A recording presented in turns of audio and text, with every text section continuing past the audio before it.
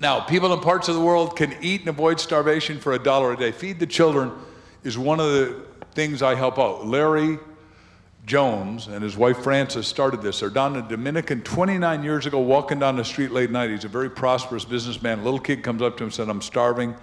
I need 12 cents. I need 9 cents to eat. Can I have it, mister, at 11:30 at night? He says, what do you need for a drink? He said, 3 cents. So for 12 cents, he started to feed the children. He now feeds at least supplementation to 1 million people a day. And he only spends 2% on administration, which is when you're looking at who you're going to do as charity, whether it's the Mark Victor Hansen Foundation or Feed the Children or whomever, find out first how much are they spending on admin, and that includes your church, temple, synagogue, ashram, mosque, whatever your deal is, right? Just make sure they're not squandering it on the people running the joint. Does that make sense? Because most of them aren't very good. So the ultimate motivation for wealth is to give it away. Everyone say, give it away. Now, wealth is a creation of value, and we already possess great wealth without realizing it. One of the companies I own, we're doing bankruptcy recovery.com, so we've got a debit card. I'm the only one ever Visa and MasterCard's given as a personal sponsorship because I'm trying to get people back on working again and make it work, because it just breaks my heart. When I was bankrupt, I couldn't have a credit card and didn't know how to get one, and so we started this thing, and we've got the card, and we issue it instantly. They give us $100, we give them a card, and then they can keep putting money and refill it and keep living and stay alive. So it's really a cool idea. But all my team that does this card with us is in my office, and I get a telephone call from a guy who, at 20 years old, went blind for no reason. He is America's weightlifting champion. He and I have written a book together, and I've never physically met him. We wrote it by telephone. He's blind and our weightlifting champion. He's written a couple of great movies like The Ultimate Gift, which if you haven't seen it, you want to see it. But I'm talking to him on the phone. He started a company called Narrative Television. It's sort of like home box office, but he charges blind people $10 a month, and they get, because if somebody throws a left hook, a blind person can't see it, so he has the TV narrated and charge $10. So 13 million people pay him $10 a month that are totally blind. Is that cool? Is that a heck of a business? Him and one other person run it.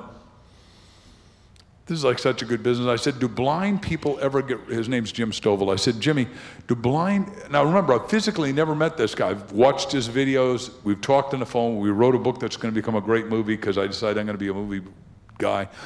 It's called Dinosaur Juice.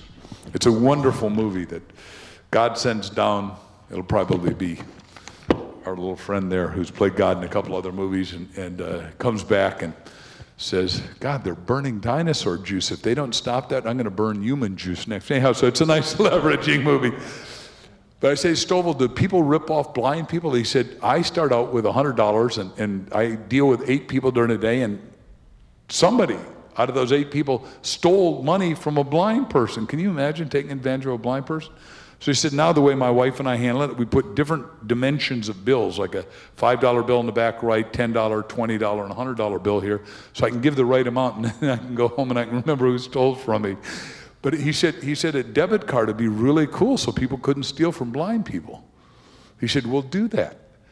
Remember I told you there are micro niche markets, and nobody has ever tried to help out blind people that are getting ripped off every day. Stevie Wonder just testified in Congress. I didn't know that, but the thing I know about Stevie, I love Stevie, he goes to my church, but because I go to a Hollywood church, but Stevie is so cool that George Bush, when he saw Stevie, he says, Stevie, how are you?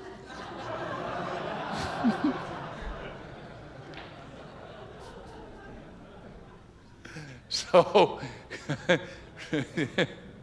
remember, you're supposed to create as much value as you can, so you give away as much as you can, because you're here to make your life extraordinary. Everyone say extraordinary.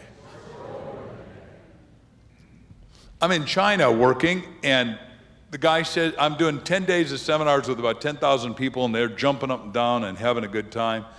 And the guy at night, at 11:30 at night, says, tomorrow you are going to talk about billionaire Mark.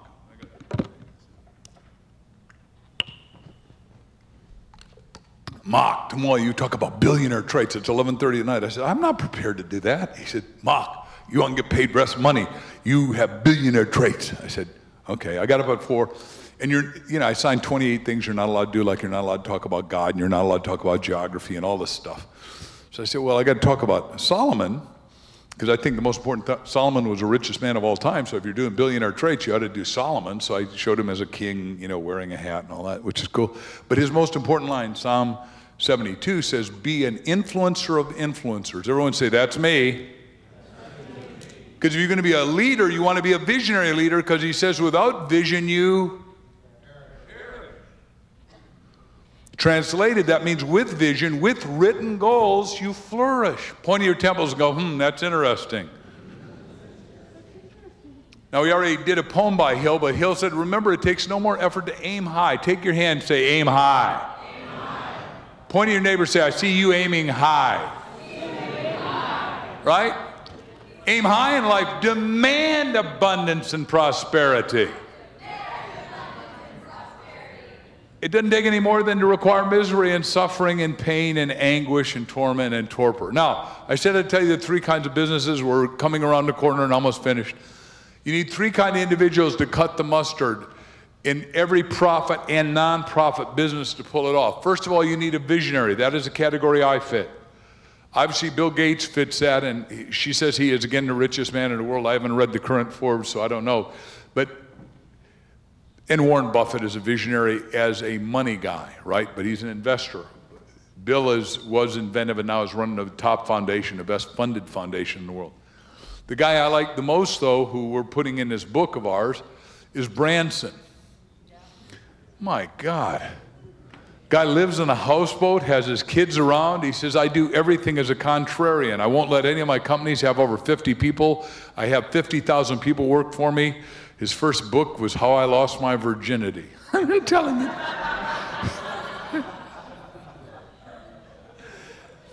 Crystal and I watched this guy at a black tie dinner not long ago where he was celebrating his 92-year-old mother.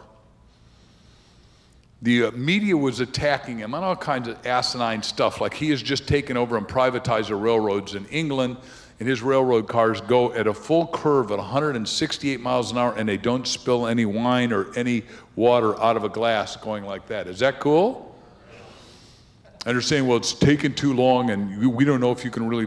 I'm watching these guys interview him and attack, and you go, do you guys all have Tinker toys in your head? Because one of the things he's done is he's got 2 new airplanes that are...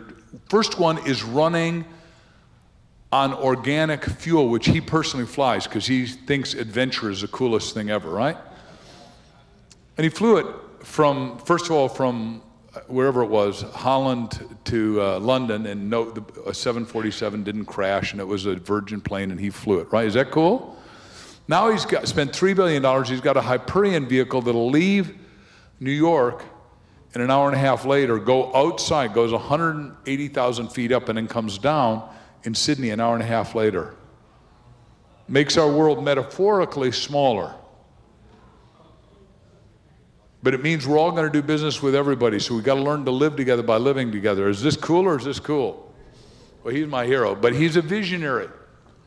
Now remember, you need all 3. Hold up 3 fingers. You need all 3 kind of people to make this triangle work, right? You need a visionary. I'm a visionary. And we just re-imploded number 2, a builder in our companies. It's just... This guy is so amazing, I can't believe it. He's run 431 successful businesses. One up here, he started with a little guy named Henry Block, called H&R Block, still is a major owner of it. But he is running my companies now and just is magnificent. This guy is Steve Ballmer, who runs and makes $12 billion a year running Bill Gates' company and deserves every cent of it. The third is a driver, the systems, the execution, the person that's legs on the street. But you need all 3. You need a visionary, you need a builder, you need a driver. Now the goal here as we transition a little bit is to be influential, you need to be an authority. How many of you are willing to author something if you could do it in 7 minutes a day? Could I see a raise of hands? As I round the bend here, let me show you. It gives you more access to success than anything you've ever attempted. You literally get to meet the who's who. Being an author gets you in the door. And the easiest way to do a book is interviews. Everyone say interviews. If you need to get to somebody to sell them or do business with them, ask to interview them for your book. Very seldom will you